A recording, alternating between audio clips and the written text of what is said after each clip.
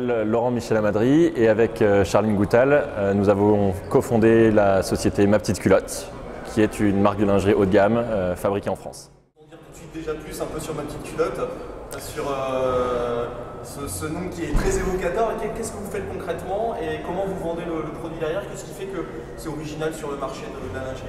Alors concrètement, qu'est-ce qu'on fait? On fait de la lingerie pour femmes et on fait tout depuis la création jusqu'à la commercialisation. On travaille bien évidemment avec des ateliers de confection en France, entre autres les Atelières, un atelier qui a été monté par les anciennes de Le Jabi suite au licenciement il y a 2 ans.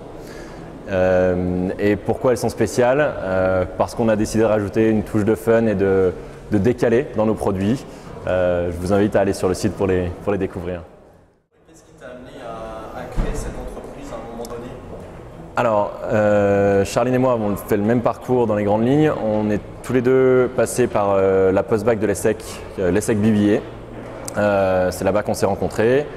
On est amis depuis 10 ans et on a continué à être en contact. Et puis Charline, qui est une passionnée d'entrepreneuriat et de lingerie depuis des années, m'a parlé de ce projet.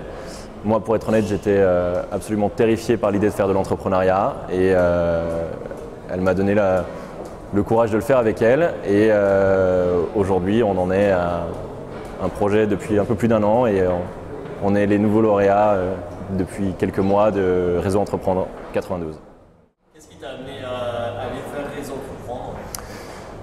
2 choses. La première, Michel et Augustin, qui eux aussi sont des lauréats et avec qui on a été mis en contact assez tôt dans l'aventure. On leur a posé des questions sur leur parcours et on a vu qu'ils étaient passés par le Réseau Entreprendre. Et la deuxième, on est incubé à l'ESSEC Venture, qui est la pépinière d'entreprise de l'ESSEC, qui a un partenariat avec Réseau Entreprendre. Donc on nous a dirigés aussi vers Réseau Entreprendre, sachant qu'on avait regardé à droite à gauche aussi les autres possibilités et que notre choix s'est porté sur le Réseau Entreprendre. Qui vous a amené tous les deux dans cette démarche à aller vers un réseau d'accompagnement? Je pense que c'est la prise de recul. Quand on est dans un projet, surtout dans les phases amont, on est dans une sorte de bulle et on travaille beaucoup sur des choses qui sont assez abstraites, que toute la partie business plan, on n'est pas confronté au monde réel. Et donc on n'a pas forcément le recul et on ne réalise pas forcément à quoi ressemble le monde réel. Et c'était important d'avoir des personnes d'expérience et des personnes qui pouvaient nous aider à prendre ce recul sans qu'ils soient investis financièrement dans la structure. Quand on crée une entreprise, quel est le challenge le plus difficile à relever à ton avis? Toi, tu as été confronté à quel type de challenge? Dans un premier temps, arriver à faire comprendre aux gens que l'entrepreneuriat, c'est pas être chez soi et ne rien faire toute la journée. Parce qu'au début, il y a beaucoup de choses qui ne sont pas concrètes et que l'entourage a un poids très important sur la prise de décision et arriver à faire comprendre ça à l'entourage, c'est pas toujours facile. Après, on fait du produit, donc quand on a commencé à voir les produits et les choses concrètes, l'idée passait beaucoup plus facilement. Et après, c'est tous les challenges au jour le jour. Malheureusement, les journées ne font que 24 heures et on aimerait qu'elles fassent un peu plus. Où tu en es aujourd'hui dans le développement de la société en termes d'effectifs? Je ne sais pas si tu as des salariés et où tu veux aller, quelles sont les ambitions? Alors, hier, nous étions 2, aujourd'hui, nous sommes 5. Nous avons, donc il y a les 2 cofondateurs sur la partie plus stratégique et globale direction générale de l'entreprise. Ensuite, nous avons une styliste avec qui nous travaillons en freelance. Nous avons une responsable marketing et communication. Et nous avons une apprentie en graphisme.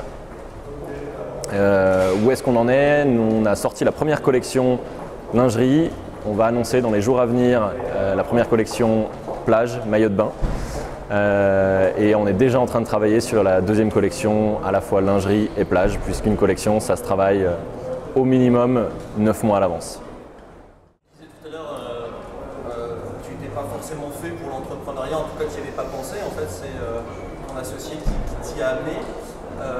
Quel conseil tu donnerais à quelqu'un qui justement aujourd'hui, en voyant cette vidéo, se pose des questions et se dit mais est-ce que je suis fait pour être entrepreneur? Eh ben, déjà, on ne le sait pas toujours quand on est fait pour être entrepreneur. Charline le savait depuis son plus jeune âge. Elle a écrit son premier business plan et démarché ses premières banques à 17 ans. Moi, ce n'était pas le cas.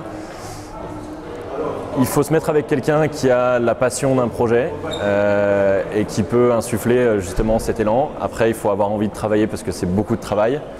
Et l'entrepreneuriat, oui, ça fait peur, mais c'est ça toute la magie du projet, c'est qu'il n'y a pas 2 jours où on fait la même chose, il n'y a pas 2 jours où on s'ennuie. Et j'ai pas l'impression d'être allé au travail une seule journée depuis que j'ai commencé ce projet.